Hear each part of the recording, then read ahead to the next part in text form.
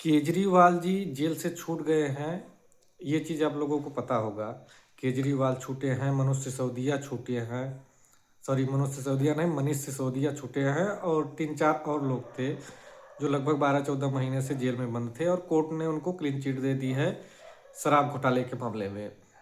जैसे ही जेल से बाहर निकले केजरीवाल, उन्होंने आज रोड शो किया, जगह जगह सभाएं की, प्रेस कॉन्फ्रेंस की। उसमें उन्होंने खुली तौर पर चेतावनी दे डाली मोदी को। उन्होंने एक मंच से कहा कि अगर मोदी जी चाहें तो फिर से दिल्ली में चुनाव करा लें और अगर 10 से ज़्यादा सीटें वो जीत गए तो मैं राजनीति छोड़ दूंगा।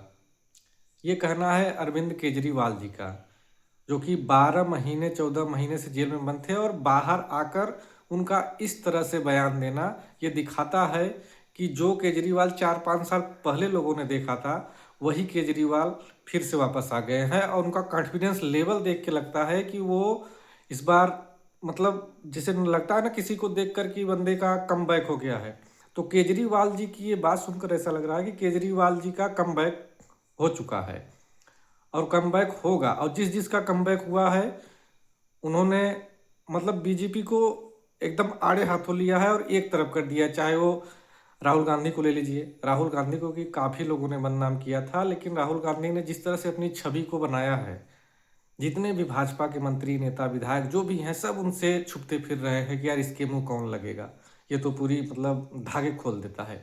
उसी तरह से आज जो प्रेस कॉन्फ्रेंस की है अरविंद केजरीवाल जी ने, उसमें खुले तौर पर मोदी को चुनौती दे डाली। भाजपा को चुनौती नहीं दी है, मोदी को चुनौती दी है, क्योंकि मोदी सरकार चुनाव जीतने के लिए विपक्ष के सभी नेताओं को जो इनके खिलाफ ज़्यादा एक्टिव नजर आता है उसको जेल के पीछे डालकर ये चुनाव जीतने का प्रयास करते हैं। जो दिल्ली सरकार में आने के लिए मोदी ने ये हथकंडे अपनाए और कोर्ट ने उनको बरी किया है। कोर्ट के जो जज थे जितेंद्र सिंह पटेल, उनका धन्यवाद देना चाहता हूँ कि उन्होंने ऐसा साहस रखा गलत को गलत और सही को सही करने का, जो कि इस सरकार में मुमकिन नहीं था। सभी लोग बिक गए थे, लेकिन उन्होंने अपने पद की गरिमा को बनाए रखा और जो सही था वही किया।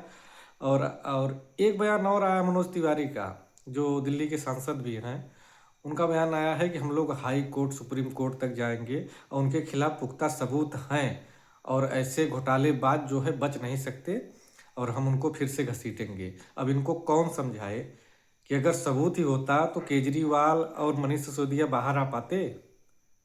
मतलब अनपढ़ों की भीड़, बलात्कारियों की भीड़, जाहिलों की भीड़, सब के सब भाजपा में शामिल है। इन लोगों का केवल एक ही मकसद है, देश कितनी भी बर्बाद हो जाए, चाहे देश के लोग गरीबी रेखा के नीचे चले जाएं, कुछ भी हो जाए, मगर हमको जो है सत्ता चाहिए और सत्ता के लिए ये किसी भी निचले स्तर तक गिर सकते हैं।